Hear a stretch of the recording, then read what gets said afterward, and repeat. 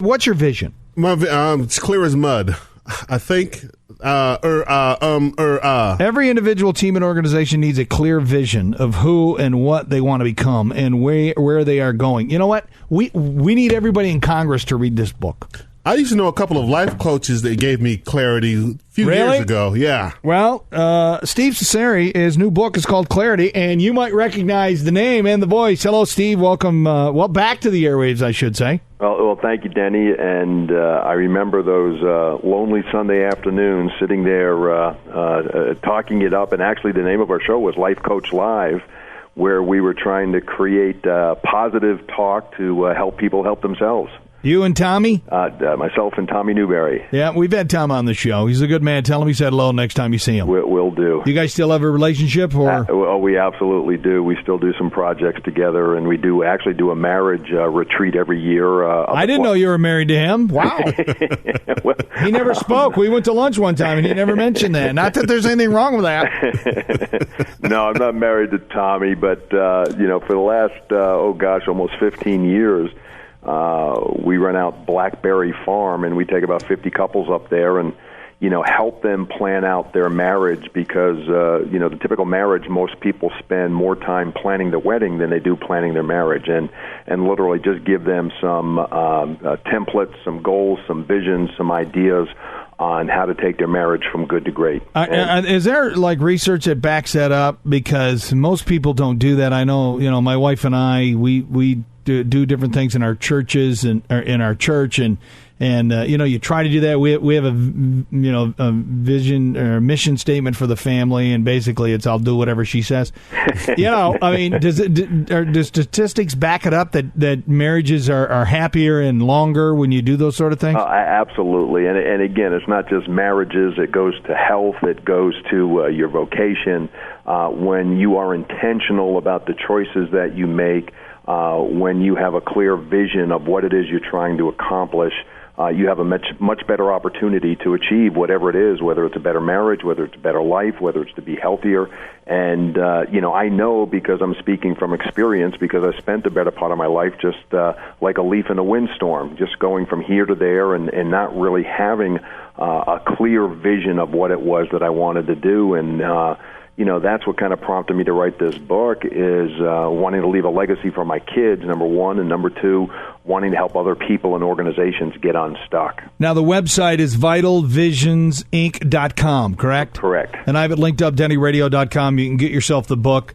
I haven't read it yet because somebody else was hogging it, and I just got a hold of it, and I plan on reading it. What makes your book different than some of the other books out there? Because I've been through a few things over the last few years when it comes to career. And is this focused on career or marriage or personal life or all of it? Yes, and yes. Okay. It's all of the above. And I think what makes a difference is that, I'm not just talking about, reading from other people's material. I give real-life experiences, from a business perspective. I've been involved in 17 different companies. My brother and I grew a company from zero to over $100 million in revenue in 2.5 years. My wife and I have been married for 30 years. We've raised 4 children. So we're talking from hands-on experience on both a personal and professional level. And the thing that I think is different about the book is most people want to talk about their successes and everything they've done right in life.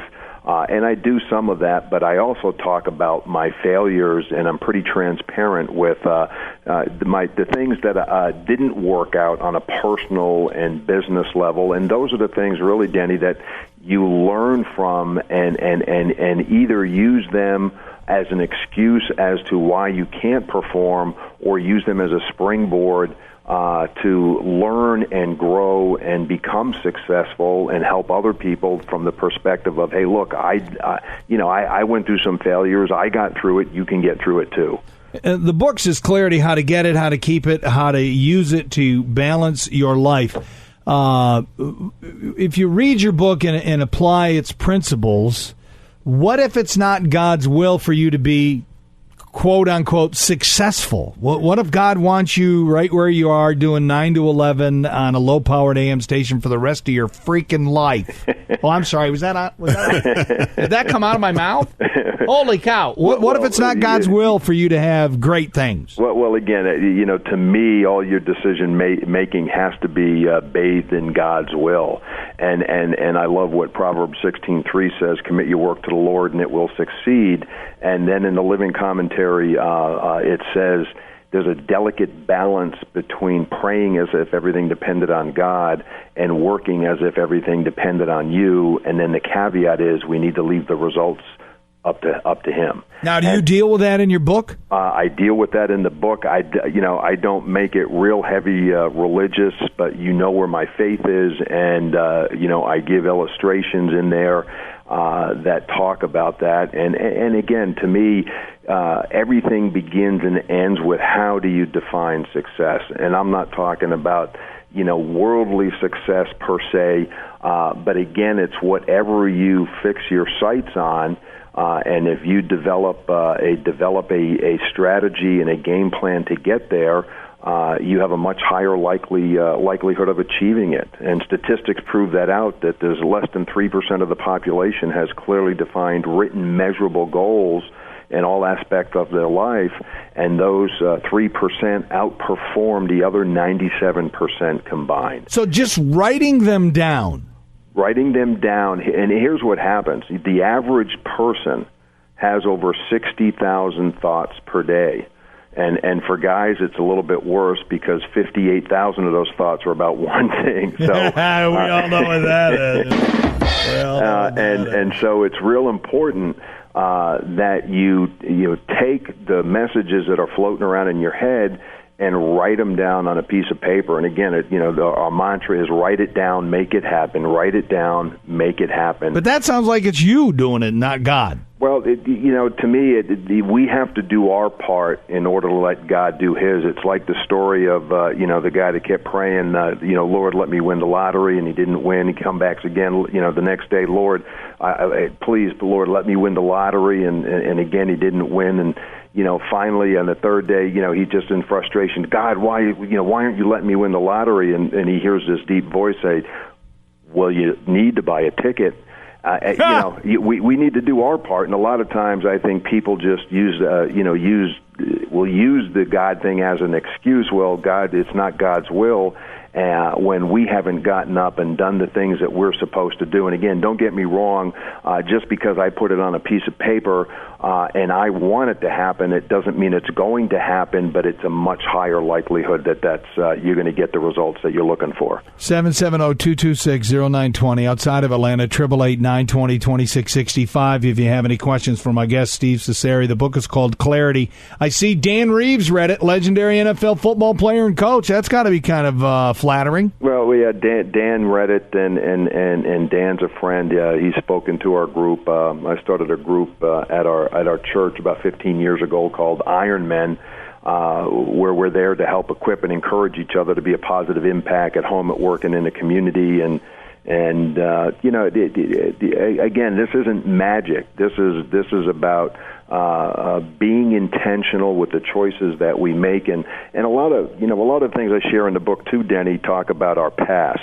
I had when you read the book, you'll see my dad died when I was real young, and I lost a couple of brothers. I had a brother who was supposed to graduate from West Point who was captain of the baseball team and was killed in an automobile accident 2 weeks before he was supposed to graduate. Oh. And these things are just devastating. But what you find out, and what I have found out, that if you take the time to talk to people, including yourself and anybody else, everybody's got a story. Everybody's got what I call junk in their trunk from their past.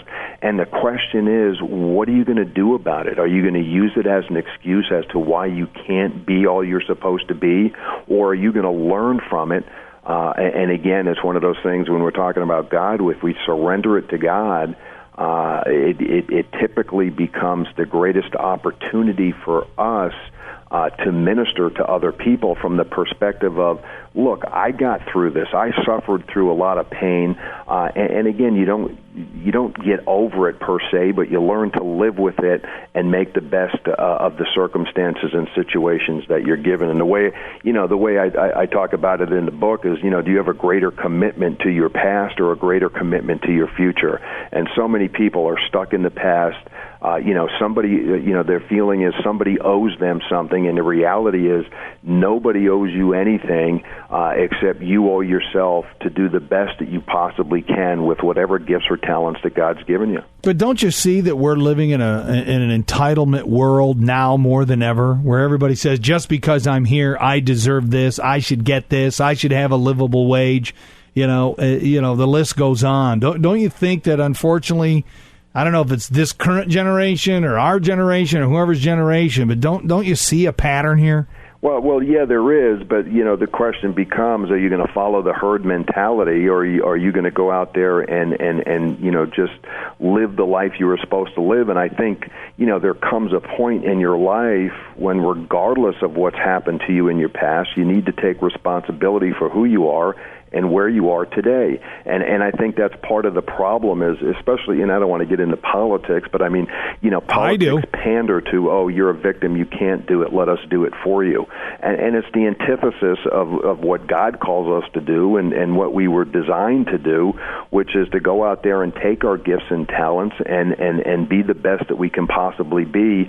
And from the perspective of, our success will bless other people. And when I have a success and can do something and have the opportunity then to show you and show other people, look, I did it, let me show you how, through mentoring or coaching somebody else, the world just becomes a better place. And again, I love, in Rick Warren's book, The Purpose-Driven Life, the very first, sentence is, it's not about me. And again, I've lived a good part of my life about me, and I read a little bit about you on your bio on your website, and understand that kind of, you were in that same place, and then, came to the realization that life isn't about you. And I did the same thing. And the more you reach out to help and serve other people, I truly believe the more, comes back to you in different ways. All right, Steve, you want to sit through a quick break, come back, because I got more questions.